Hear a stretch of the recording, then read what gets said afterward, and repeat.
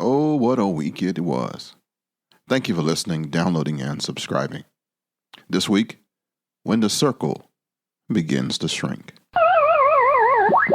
Welcome to Broken and Believing, a show for those carrying pain, searching for hope, and finding strength in the cracks of life. I'm Brother Ken Blanchard, pastor, guitarist, and storyteller. Here, we discover how God uses broken things to bring beauty, power, and renewal. Let's begin the journey. Broken, but still believing. You know, there comes a moment in life when the calendar shifts. We move from celebrating beginnings to navigating endings. The phone rings in an hour that makes your spirit tighten up. The refrigerator that once held baby announcements and wedding invitations now holds photos of those who are gone and memorial programs. And then it happens, the loss of a peer. Someone who shared your jokes, your classrooms, your error. In that moment, mortality stops being a concept and becomes a companion. Psalm 90:12 says, whispers into that space. Teach us to number our days, that we may gain a heart of wisdom. It says that not to frighten us, not to depress us, but to wake us. This message is not to scare you, not to bum you out, but to shake you awake. This is the season for me when the circle shrinks, but it's also the season when the light grows sharper. Imagine a flashlight. When the beam is wide, it illuminates everything. Trees, walls, the whole room. But if you can narrow your beam on your flashlight, like the ones the cops have, the mag lights, the expensive ones, the light becomes more intense, more focused, more powerful. Kind of like the winter. It's really bright and the sun is really close to the earth. And in the summertime, it's farther away and that beam of light is more intense and it's hotter. The shrinking circle of life works the same way. As the number of people around you decrease, the meaning of the people who left increase. The narrowing of the beam is not a punishment. It is a concentration. It sharpens what matters. It reveals what was always important, but that we ignored. I'm here this morning, this afternoon, this evening, to tell you that death is not the enemy of life. Distraction is. Death is not the thief of joy. Procrastination and comparison is. This crazy shrinking circle is God's way of tightening the focus so that you can finally see clearly. To number our days, as it says in Psalm 90, verse 12, is not to count down, it's to count correctly. It means valuing the present moment as sacred, refusing to waste time on stupid stuff, on bitterness, refusing to postpone love, refusing to let pride outlive the people we care about. When someone in your circle passes away, it should not create fear, it should create urgency. Yeah. Urgency to forgive, urgency to reconcile, urgency to say the words we've been saving for someday I'll get around to it. Because someday is not on your calendar. Did you hear what I just said? Someday is not on your calendar. There's a holy peace that comes from being prepared, emotionally, spiritually, and practically. Preparation is not surrender. Preparation is real stewardship, actually. See, when you get your affairs in order, your will, your wishes, your relationships, you give your families a gift of clarity, a gift of peace, a gift of having not to guess what we wanted. Preparation removes the burden of what if from the people who love you. It frees us to live the rest of our days with open hands and an unburdened heart. I'm around people all the time. My people. who don't hear what I'm saying. I'm hoping that you get this today. We are not just bodies aging. We are souls returning.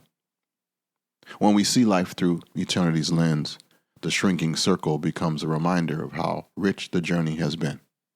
Every friend who leaves us is a chapter completed, not a blessing lost. We don't mourn as those without hope, the Bible reminds us. We mourn as those who are blessed to walk together for a season. The shrinking circle is not a subtraction, it's a sacred memory. Can I share with you the theology of the now? The theology of now. Taken from Hebrews 11:1. You know, you've heard this before many times. It's a cliche almost in church. Now faith is the substance of things hoped for, the evidence of things not seen. Here's the thing. Faith is not yesterday. Faith is not tomorrow. Faith is now.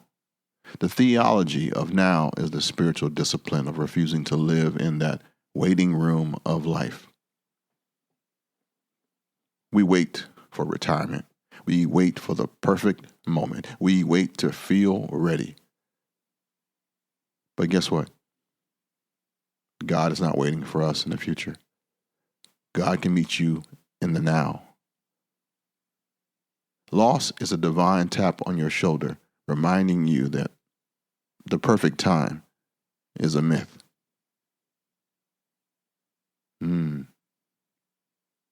Instead of saying, I lost a friend, we should say, I was blessed to walk beside them for X amount of years. See, gratitude can reframe your grief. Gratitude can turn your mourning into a meaning. See, there's two ways to live. You can live vertical or you can live horizontal. Horizontal living measures life by length.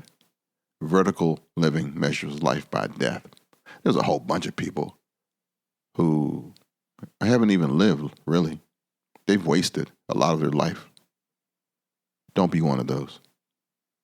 A vertical life finds eternity in a cup of coffee, holiness in a conversation, and glory in a sunset. When you live vertically, we stop asking, how much time do I have left? And we start asking, how deeply can I live today?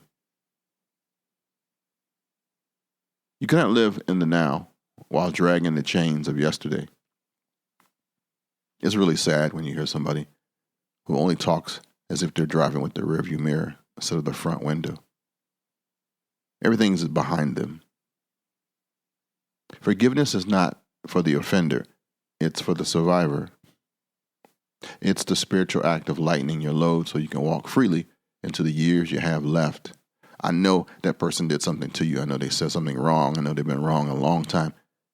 But if you stay with them, you don't grow, you don't go, you don't do a thing. You get stuck. So, my call to action for you is the art of living. The shrinking circle is not a sign that life is ending. It is a sign that life is asking for your full attention. So, this week, please invest in the young. Let your wisdom outlive you. Release the bitterness that has overstayed its welcome. Enjoy the simple grace of a sunrise, a laugh, a shared meal, the touch of snow, of rain, of grass on your feet. Live vertically, love urgently, forgive quickly, and be present fully. Did you miss it? 1, invest in the young. 2, release that bitterness.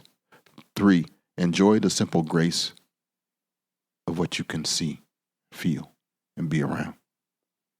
4, live vertically. 5, love urgently. 6, forgive quickly. And 7, be present fully.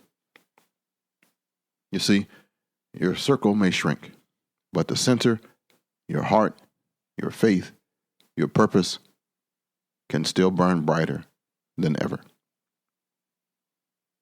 This is your friend and your brother from another mother, the Reverend Ken Blanchard.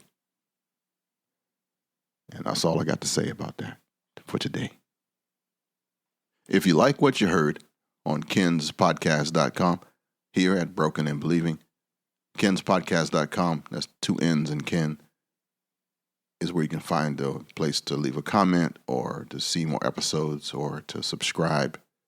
Let me know what you thought and what you're thinking of the podcast if you've been listening. I'm trying to do this thing better in 2026. Everything I'm trying to do better in 2026. I'm trying to live before I die. And you may have noticed that I changed the feed here. This podcast can now be found on my YouTube page along with my musical stuff. I'm consolidating. Yes, I am. Trying to focus my beam, as it were. See, I ain't just talking this thing. I'm trying to walk it. And now may the grace of God and the sweet communion of the Holy Spirit rest, rule, and abide with you both now and forever.